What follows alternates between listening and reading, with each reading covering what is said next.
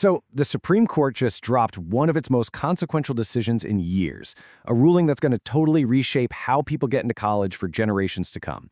Today, we're going to dive right in. We're breaking down the decision that basically ended affirmative action as we knew it, and we're going to use the court's own words to figure out how we got here and, well, where we go now.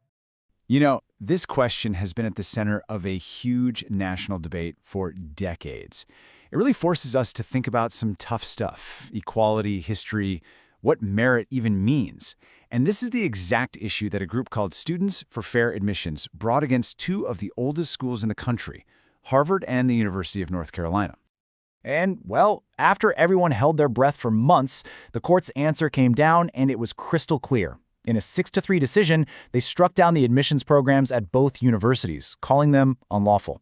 But the real story isn't just the final vote. It's in the completely different ways that justices see the Constitution itself, and that's where things get really interesting.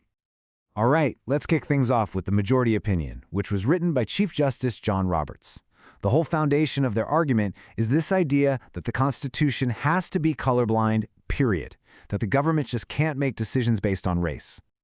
Okay, so it all boils down to these few words from the 14th Amendment's Equal Protection Clause. For the majority, the meaning here is pretty simple. The law has to protect every single person equally, without thinking about their race. They believe the whole point of this amendment was to get rid of all government-backed discrimination based on race, not just pick and choose. In this quote right here from Chief Justice Roberts, it basically sums up their entire philosophy.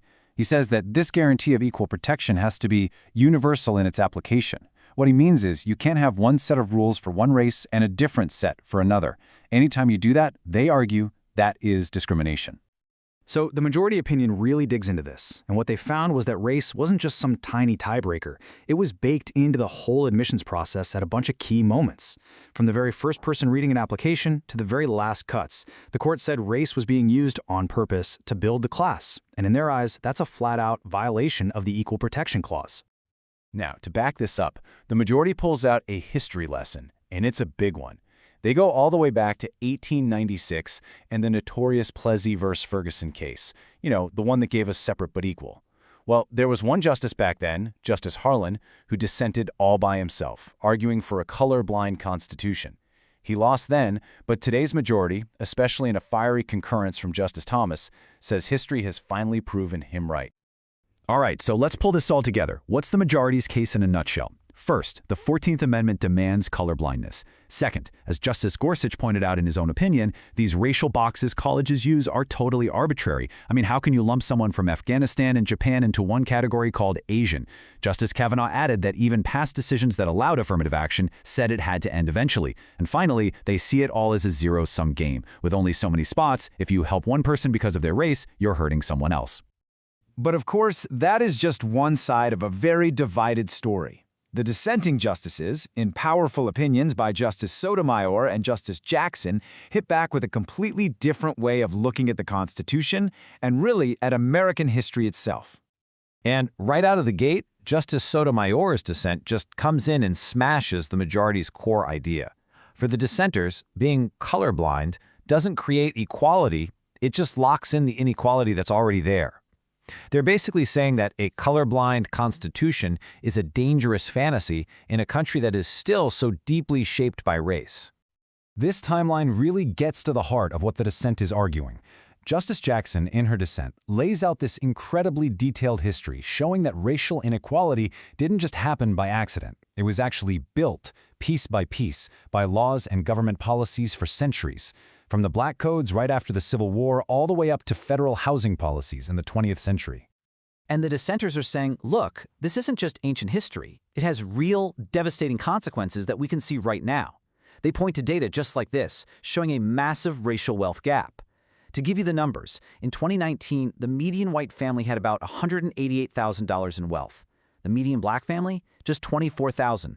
Think about that, nearly 8 times the wealth. And check this out. This is a killer statistic from Justice Jackson's dissent that helps explain that wealth gap. For over 30 years, the Federal Housing Administration, the government agency that pretty much created the American dream of owning a home, gave out loans, and 98% of that money went to white families. The dissent argues this one policy is a huge reason we see the wealth gap we have today. So this is it. This is the fundamental clash at the heart of this whole ruling. You have two totally opposite readings of the exact same part of the Constitution. The majority says it's a command to be totally race-blind. The dissent says no, it's a tool that allows us to actively fix the damage that racial discrimination has caused and continues to cause. And wow, this quote from Justice Jackson's dissent, it really just cuts right to the chase. She accuses the majority of having a let-them-eat-cake obliviousness, saying their decision is completely detached from the real world. For the dissent, just saying the law is colorblind does absolutely nothing to change the reality that for millions of Americans, race is still a huge factor in their daily lives. Okay, so you've got these two completely opposite visions of America. What happens now? What does this actually mean for colleges and for students? Is thinking about race at all completely forbidden? Now, the majority did leave one little door open, a very specific pathway. Chief Justice Roberts wrote that schools are still allowed to consider how an applicant's race has affected their personal life story, but here's the key. That experience has to connect to some personal quality, like courage or determination. The focus has to be on the student as an individual, not as a member of a racial group. And this right here, this is the sentence that every college admissions officer in the country is going to be studying. The message is pretty clear. A university can't just give a student a plus on their application because they checked a certain box.